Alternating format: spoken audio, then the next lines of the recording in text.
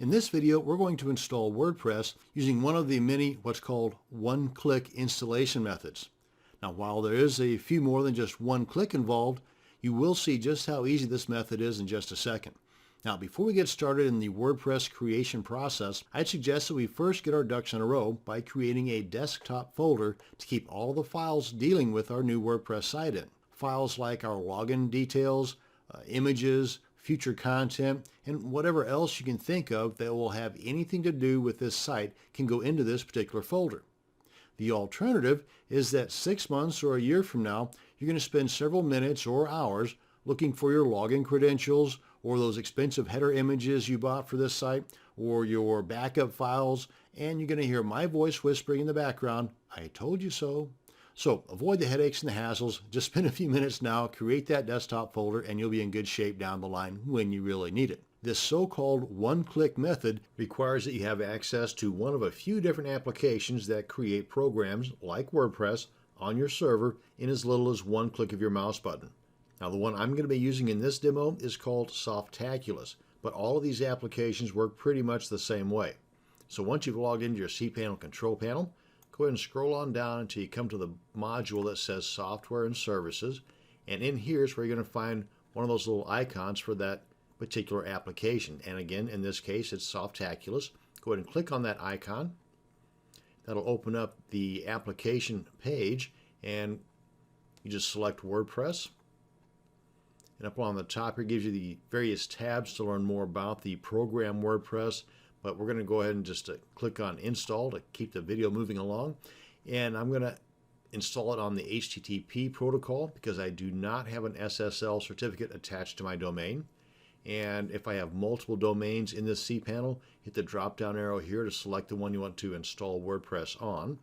And if you want to install WordPress on a subdirectory of that domain, then just type the name in here. Make sure that that directory does not currently exist, because this application will create it for you. But I'm going to install WordPress on the root directory, so I'm going to delete that. I'm going to leave the database table prefix just the way that it is by default. And under the site settings, I'm going to leave these as they are by default as well. I'll show you here before the end of the video on where inside of the administration section of the installed WordPress program, you'll be able to change these later on. Now, this is probably the most important section of the entire installation process, and that's where you assign yourself an admin username, admin password, and an admin email address.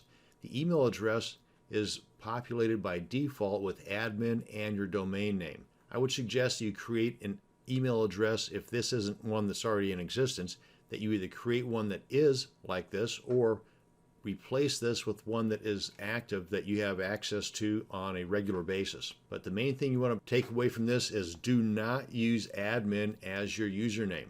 Make it pretty difficult to guess. And the password, you've got the key off to the right here that will create a password for you that's somewhere in the neighborhood of 60 out of 100, which is doable. But if you want to get closer to 100 out of 100, just add additional characters. They can be upper or lowercase letters. They can be numbers or even special characters. And be sure to copy this information and paste it onto a document somewhere in your organizational files, because you will need this at some point in the near future. And let's come on down and select the language. I'm going to leave mine at English. And under Select Plugins, I'm going to go ahead and check that box to install Limit Login Attempts. This is a great plugin. Unfortunately, it has not been updated for a couple of years, but it's still a great plugin. It works. It does what it's supposed to do, and that is, just as the name implies, it limits login attempts.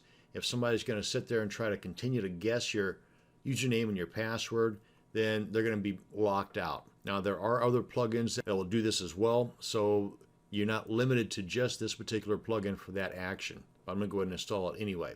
You can always go back and uninstall it later on and replace it with a different plugin. Under Advanced Options, you can learn more about each one of these items by just hovering over the I at the end. But I'm going to leave all of these alone.